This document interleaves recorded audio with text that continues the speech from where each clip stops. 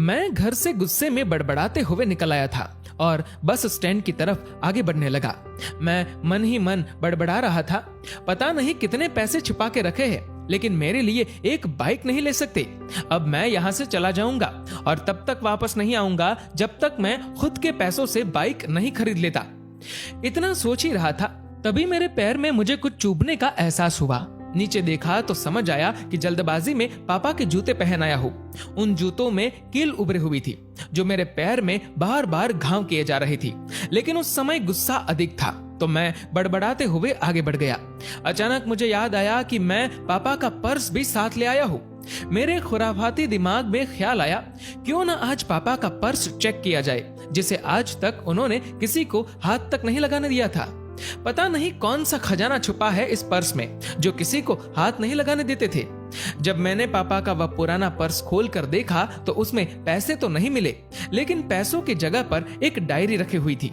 तब मैंने सोचा, ओह, तो यहाँ खजाना छुपा रखा है। मैं समझ रहा था कि यहाँ पापा ने लिखा होगा कि किससे कितने पैसे लेने हैं और किसको कितने पैसे दिए हैं, लेकिन मैं गलत था। जब मैंने उस छोटी सी डायरी का पहला पेज खोल कर देखा तो वहां पर जो लिखा था वह थोड़ा सीरियस कर देने वाला था। डायरी में जो लिखा था उसे पढ़ने के बाद मेरे चेहरे की उत्सुकता गायब हो चुकी थी, क्योंकि डायरी में वैसा कुछ नहीं था जैसा मैं सोच रहा था। वहां पर उन पैसों का हिसाब लिखा हुआ था जो अलग अलग कामों के लिए अलग अलग लोगों से उधार लिए गए थे।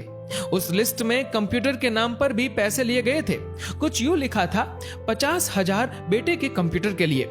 ये वही कंप्यूटर था जिसे मैं आज तक यूज कर रहा हूँ, लेकिन मुझे ये पता नहीं था उस कंप्यूटर को खरीदने के लिए पैसे कहां से आए थे, लेकिन आज पता चल रहा था। मुझे आज भी याद है जब मैंने पहली बार कैमरे के लिए जिद की थी, जो मेरे पापा ने मुझे 2 हफ्ते बाद मेरे बर्थडे पर ला कर दिया था, जिसे देखकर मैं बहुत खुश हुआ था। और मुझे खुश देखकर मुझसे कहीं ज्यादा अगर कोई खुश था तो वह थे पापा। अब मेरे चेहरे से गुस्सा एकदम गायब हो चुका था। जब मैंने आगे का पन्ना पलटा तो वहां पर कुछ इच्छाएं लिखी हुई थी। पहली जो इच्छा थी वो थी अच्छे जूते पहनना। ये बात मेरी कुछ समझ नहीं आई। तभी मेरा पांव अचानक सड़क पर भरे हुए पानी पर जा पड़ा और तभी मेरे पांव में कुछ गीलेपन का एहसास हुआ। जब मैंने जूता उतार कर देखा तो उसका तला टूटा हुआ था। ये देखकर मुझे डायरी में लिखी बात याद आ गई। तभी मुझे माँ पापा की कही बातें भी याद आ रही थी कि कैसे माँ जब कहा करती थी पापा से, अब तो जूते पुराने हो गए, नए ले लीजिए, तो पापा अक्सर ये कहकर टाल दिया करते थे, जूते अभी और चलेंगे, अभी कुछ दिन पहले तो लिए थे। मुझे आज समझ आ रहा था कि कितने दिन और चलेंगे। साथ ही साथ ये भी समझ आ रहा था कि पापा पर्स को क्यों छुपा कर रखते थे। तभी उस डायरी को पढ़ते हुए बस स्टैंड पर पड़ी बेंच पर आकर बैठ गया। अब उस डायरी का आखिरी पन्ना बचा हुआ था।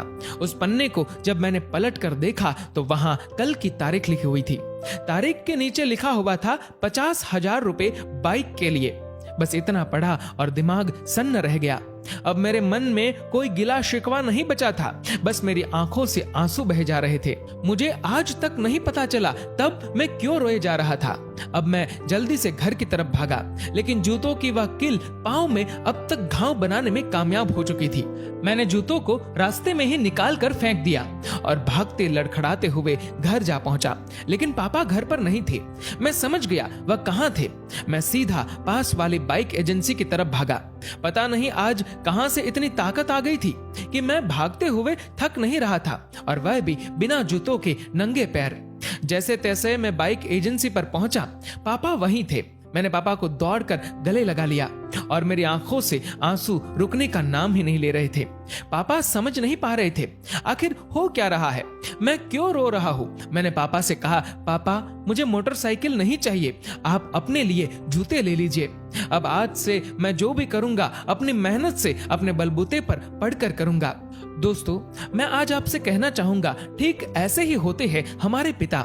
हम अक्सर देखते हैं कि हम अपनी माँ से हर बात शेयर करते हैं और माँ भी इसके बदले में हमें बहुत प्यार देती है। लेकिन एक शख्स ऐसा भी होता है जो हमें छुपकर प्यार करता है, वह होते हैं हमारे पिता। यह परिवार में एकमात्र ऐसा व्यक्ति होता है जो अपने बच्चों से उन्हें बिना जताए छिपकर प्यार करता है, खुद की इच्छाओं को मारकर बच्चों के लिए सपने देखता है और उनकी खुशी में ही खुश हो जाता है। मुझे नहीं पता कि आप अपने माता पिता की इज्जत करते हो या नहीं, लेकिन अगर आपके पास माता पिता है तो आप बहुत खुशनसीब हो, क्योंकि इस दुनिया में बहुत से लोगों को तो माता पिता का प्यार भी नसीब नहीं होता। अंत में मैं यही कहना चाहूंगा कि माता पिता की भावनाओं का सम्मान करें। दोस्तों, इस वीडियो को लेकर आपकी क्या राय है नीचे कमेंट करके जरूर बताएगा, और अगर आपको ये वीडियो अच्छा लगा हो तो इस वीडियो को लाइक करेगा, शेयर करेगा ज्यादा से ज्यादा लोगों तक, और ऐसे ही और भी इंस्पिरेशनल वीडियोस के लिए सब्सक्राइब करें हमारे यूट्यूब चैनल को और फेसबुक पर फॉलो करें हमारे पेज को। धन्यवाद।